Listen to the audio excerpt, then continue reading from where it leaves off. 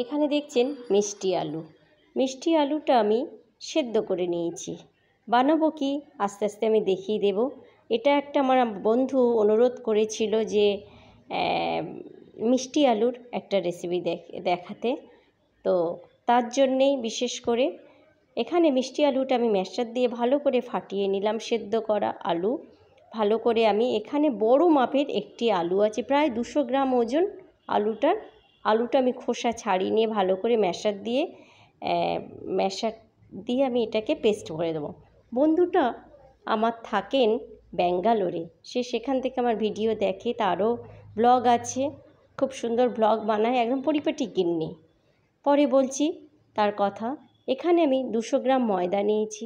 ময়দা নিয়ে মিষ্টি আলুটা আমি দিয়ে দিলাম ময়দার মধ্যে, দিয়ে আমি সুন্দর করে হাতের সাহায্যে একদম ময়ানের মতো করে মাখিয়ে নেব।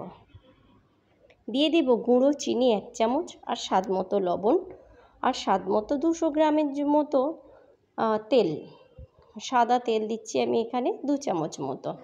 দিয়ে এটাকে খুব সুন্দর মাখিয়ে একটা ডো বানিয়ে নেব। দেখুন আমি হাত দিয়ে মাখিয়ে দেখালাম, পুরো আলুটা মেখে গেছে আর ঝরঝরে হয়ে গেছে, দেখেছেন। এবারে আমি ওটা মাখিয়ে নিয়ে একটা এয়ারটাইট কৌটোর মধ্যে রেখে দেবো। তার মধ্যে কিছুটা তেল মাখিয়ে আমি বেশ কিছুক্ষণ রেখে দেব। তারপরে চলে আসি আমি, দেখুন আমি আপনারা আপনাদের মতো করে শেপ দেবেন। আমি আমার মতো করে শেপ দিয়েছি, কোনোটা 3 কোনা বানিয়েছি, কোনোটা গোল বানিয়েছি। তো ফ্রাই প্যানে আমি একটি আগে ভেজে নিয়েছি, তো অল্প অল্প তেল লেগে আছে, দেখেছেন। তার মধ্যে আমি দিয়ে দিলাম রুটিটা। এত নরম হয়, আপনি দেওয়ার পরে আমি একটু ঢাকা দিলাম। এই পরোটা, এই মিষ্টি আলুর পরোটা দেখুন কি সুন্দর ফুলে যাচ্ছে, একদম ফুলে ফুলে যাবে আর এত নরম হয়। এবার আপনার তেল বা ঘি যেমন পছন্দ অনুযায়ী আপনি দিয়ে ভেজে নেবেন। মিনিমাম 5 থেকে 6 ঘন্টা নরম থাকবে, একদম 2 আঙুলে ছেড়বে। আমি দেখিয়ে দেবো আপনাদের, বানাবেন এবং খাবেন, ছোট থেকে বড় সবার পছন্দ হবেই। এইভাবে আমি কয়েকটি আপনাদের দেখিয়ে দেব। যদি ভালো লাগে বন্ধু বানাতে পারো, খুবই ভালো হয়। দেখুন আমি খুন্তি দিয়ে একদম রুটির মতো দেখুন ফোল্ড হয়ে যাচ্ছে, এত নরম হয়।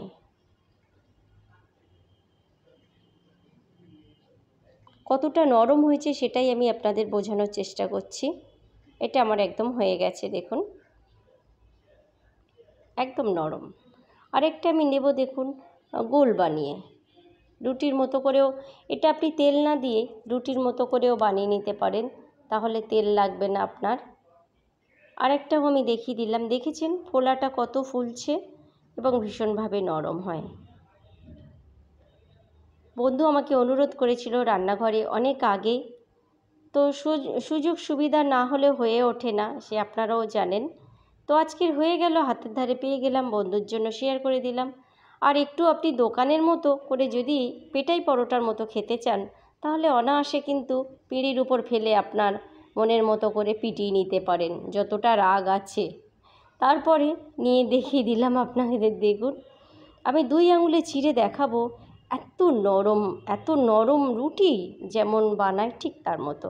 তাহলে যদি ভালো লাগে আপনাদের, তাহলে আপনারা বানাতে পারেন, আর ভালো লাগলে কমেন্ট করে যেতে পারেন। নতুন বন্ধুরা হলে তাকে শেয়ার করতে পারেন, নতুন বন্ধুদের জন্য ভালো আপনাদের লাগবেই। নমস্কার বন্ধুরা, রূপাদি রান্নাঘরের রিসেপশন থেকে সবাইকে জানাই স্বাগত। আশা করি আপনারা সবাই ভালো আছেন। একটু শব্দ হতে পারে, খুশির একটা খবর যে বৃষ্টি এসে গেছে, বৃষ্টির একটা ঝমঝমে আওয়াজ হতে পারে একটু।